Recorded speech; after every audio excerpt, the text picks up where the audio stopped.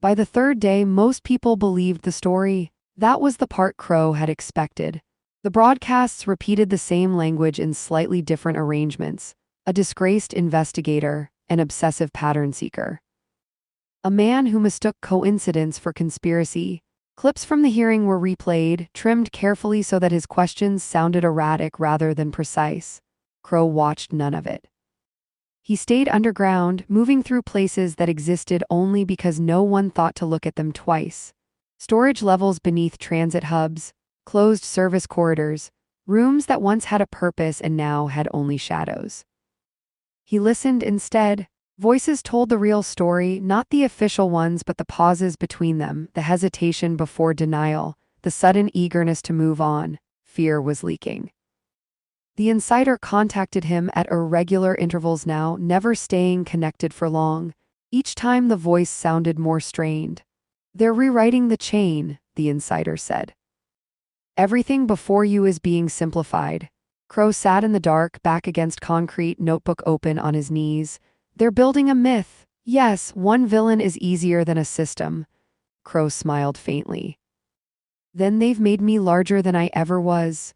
"They're preparing to close the circle," the voice said. "How? They want you found," the insider replied, "but not arrested." Crow closed the notebook. "They want a conclusion," he said. "Yes, enclosure," Crow added, "for themselves." Silence followed. Then the insider said something that shifted Crow's balance. "They believe you were never alone." Crow's brow furrowed. "I was." "That's not what I mean," the voice said. "They think you were guided." Crow leaned forward. "By who?" Another pause. "They're starting to suspect the truth." Crow felt the cold settle in his chest.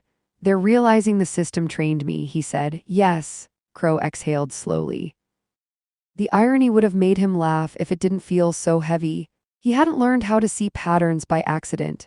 He hadn't learned restraint, patience, or timing on his own. He had been shaped by the same processes he was now exposing. He was not an outsider, he was a product.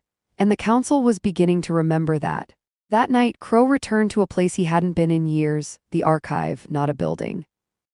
Not a database, a distributed redundancy buried inside old administrative systems, training records, behavioral assessments, early case evaluations, files no one accessed unless they already knew what they were looking for.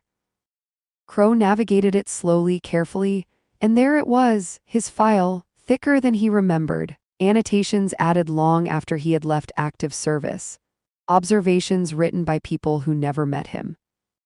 Assessments of his psychological resilience, adaptability, and tolerance for ambiguity. One line stood out. "Subject demonstrates exceptional capacity to operate without affirmation." Crow stared at it. They had always known what he was, they just hadn't expected him to turn. The insider contacted him again, voice urgent now. "They're planning a controlled exposure," the voice said. "A location will leak, a tip." "A final confrontation?" Crow nodded. "They want me found dead." "Yes." Crow closed his eyes. "They think martyrdom will end this. They think it will stabilize the system."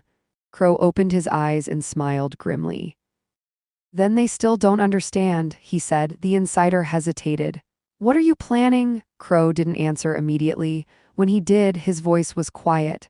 "I'm going to tell the truth to the wrong people." The insider inhaled sharply. "That will destroy you," Crow shrugged. "It might destroy them first." The leak happened the next morning. A location surfaced online, grainy images, anonymous tips, enough to feel organic, enough to feel inevitable. Crow watched the response ripple outward. Media mobilized, security assets repositioned. The council leaned forward, confident now that the end was near. Crow moved before they could close in, not away, toward the center. He entered a public space crowded and loud, cameras everywhere, phones raised instinctively as people recognized his face. For a moment the world held its breath. Crow stood still, then he spoke, not loudly, clearly. "I'm not hiding," he said. "I'm documenting." The recording spread faster than any denial. Crow continued, knowing they were listening. "I didn't create this system, I learned from it, I didn't break the rules. I followed them to their logical end." Security moved in, people shouted, The noise rose. Crow raised his voice just enough. You taught me how to disappear people. You taught me how to erase mistakes.